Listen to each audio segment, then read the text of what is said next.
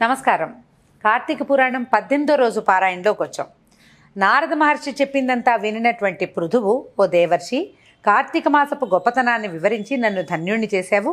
అదేవిధంగా స్నానాది విధుల్ని, ఉద్యాపన విధిని కూడా యథావిధిగా తెలియజేయమని కోరగా ఇట్లా చెప్పాడట నారద మహర్షి. కార్తీక వ్రత విధి విధానాలు. ఈ కార్తీక వ్రతాన్ని ఆశ్వయుజ శుద్ధ ఏకాదశి నాడే ప్రారంభించాలి. అంటే ఇప్పుడు మనం చేసే విధానంలాగా పౌర్ణమి అంటే అమావాస్య తర్వాత రోజు నుంచి నెల పొడుపు, ఏ రోజు నుంచి నెల మొదలవుతుందో ఆ రోజు నుంచి కాకుండా పురాతన కాలంలో ముందు నెల నుంచే చేసేవాళ్ళు. ఇప్పుడు మన వైపు అంటే తెలుగునాట మనం ఈ పద్ధతిని ఆచరిస్తాం, కానీ నార్త్ ఇండియా వైపు పౌర్ణమి తర్వాత రోజు నుంచే వాళ్ళకి నెల మొదలవుతుంది. మనకి అమావాస్య తర్వాత మొదలైనట్టుగా ఆ విధానంలోనే ఈ వ్రతాలు అవి చెప్పబడ్డాయి. మనం ఇలా చేయలేకపోతున్నామని భావించద్దు. ఎందుకంటే దేశాచారాలను, గ్రామాచారాలని బట్టి మన పూజా విధానాలు, పద్ధతులు ఉంటాయి. మన ప్రాంతంలో, మన ఏ నదీ పరివాహక ప్రాంతాల్లో మనం పుట్టామో అక్కడున్న శిష్టాచార సంపన్నులు, మహర్షులు మనకి ఎట్లా విధి విధానాలు నిర్ధారించారో మనం ఆ రకంగానే చేయాలి. అది విధానమే. ఇప్పుడు పురాణంలో చెప్పారు కాబట్టి అలా పాటించాలని అనుకోవాల్సిన పని లేదు. మన పెద్దవాళ్ళు చెప్పిన విధానంగా మనం వెళ్ళొచ్చు. కథ ప్రకారం ఇలా ఉన్నది కాబట్టి ఇది వింటున్నాం అంతే మనం. అయితే కార్తీక వ్రతాన్ని ఆశ్వయుజ శుద్ధ ఏకాదశి నాడే ప్రారంభించాలి. ముఖమార్జనం చేయని వారికి మంత్రాలు పట్టివ్వవు కాబట్టి ముఖమును, జిహ్వను ఎప్పుడూ శుభ్రంగా ఉంచుకోవాలి. దంతధావనం చేయటానికి కూడా మంచి మంత్రం చెప్పారండి. ఆయుర్బలం యశోవర్చ ప్రజా పశువసునిచ బ్రహ్మప్రజ్ఞాంచ మేధాంచ త్వన్నోదేహి వనస్పతే అనే మంత్రంతో దంతధావనం చేసుకోవాలట. పద్ధతులు కదా పాతవి. ఈ పాత పద్ధతుల్ని మనం పాటించలేమండి, విని తెలుసుకోవాలంతే. క్షయతిథుల్లోనూ, ఉపవాస దినాల్లోనూ, పాడ్యమి, అమావాస్య, నవమి, పక్ష సప్తమి తర్వాత పక్షంలో, సూర్యచంద్ర గ్రహణాలు ఈ వేళల్లో దంతధావనం చేయకూడదు. ముళ్ళ చెట్టు, పత్తి, వావి, మోదుగా, మర్రి, ఆముదము ఈ చెట్ల యొక్క పుల్లలతోటి దంతధావనం చేయకూడదు. దంతధావనం తర్వాత బుద్ధి, భక్తి, నిర్మల బుద్ధి కలవాడై గంధపుష్ప తాంబూలాదులను గ్రహించి శివాలయానికి కానీ విష్ణువాలయానికి కానీ వెళ్ళి అక్కడ దైవతాలకు అర్ఘ్యపాద్యాది ఉపచారాలను ఆచరించి స్తోత్ర నమస్కారాలు సమర్పించి నృత్య గీతవాద్యాది సేవలను చేయాలి. దేవాలయాల్లోని గాయకులు, వర్తకులు, తాళమృదంగాది వాద్య విశేష విద్వాంసులు వీళ్ళందరినీ కూడా విష్ణు స్వరూపులుగా భావించి పుష్ప తాంబూలాదులతో అర్చించాలి.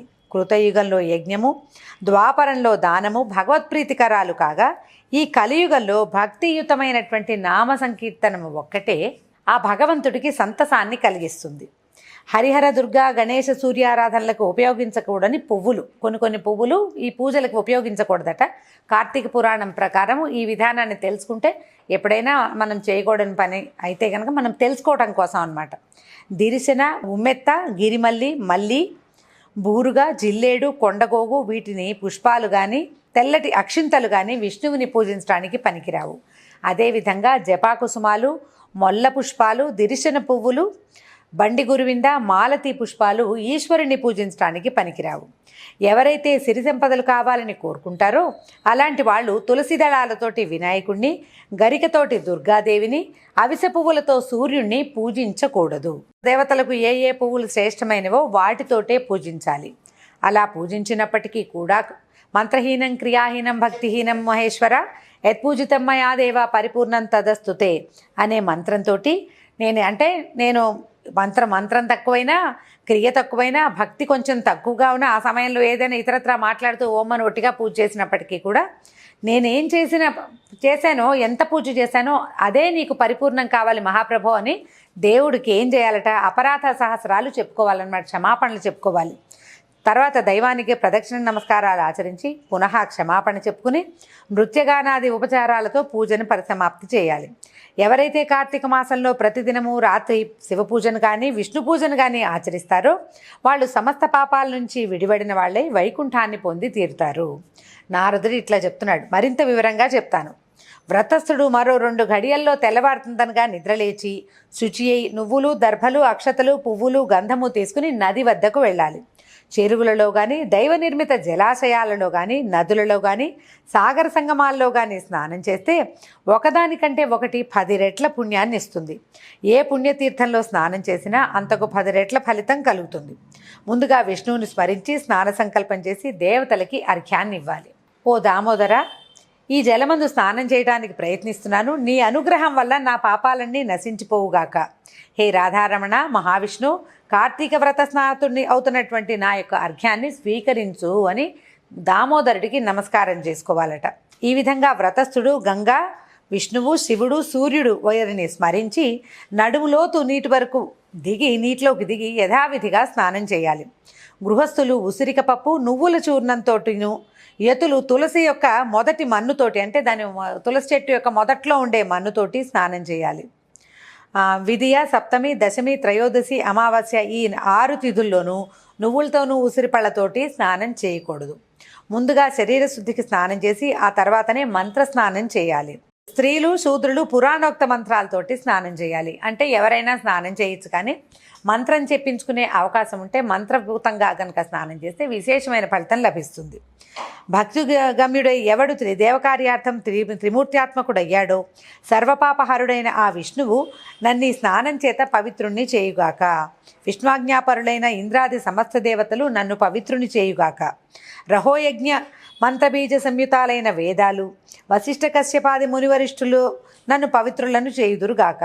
గంగాది సర్వనదులు, తీర్థాలు, జలధారలు, నదులు, సప్తసాగరాలు, హ్రదాలు నన్ను పవిత్రుని చేయుగాక. ముల్లోకాల్లోనూ గల అరుంధత్యాది పతివ్రతామ తల్లులు, యక్షసిద్ధ గరుడాదులు, ఓషధులు, పర్వతాలు నన్ను పవిత్రుణ్ణి చేయుగాక. ఉపరి మంత్రయుక్తంగా, అంటే ఈ విధంగా చెప్పుకుంటూ స్నానం చేసి చేతి యందు పవిత్రాన్ని ధరించి దేవ ఋషి పితృతర్పణాలని విధిగా చేయాలి. కార్తీక మాసంలో పితృతర్పణ పూర్వకంగా ఎన్ని నువ్వులైతే విడవబడతాయో అన్ని సంవత్సరాల పాటు పితృదేవతలు స్వర్గంలో నివసిస్తారు. ఆ తర్పణానంతరము నీటి నుండి తీరానికి చేరి ప్రాతకాల అనుష్ఠానం నెరవేర్చుకుని గంధపుష్పాదులతో కూడిన అర్ఘ్యాన్ని క్షేత్ర తీర్థదైవతాలను స్మరించి సమర్పించాలి. అనంతరము వేదపారాయణులైనటువంటి బ్రాహ్మణులకు భక్తిపూర్వకంగా గంధతాంబూలాలు ఇచ్చి పూజించి నమస్కరించాలి.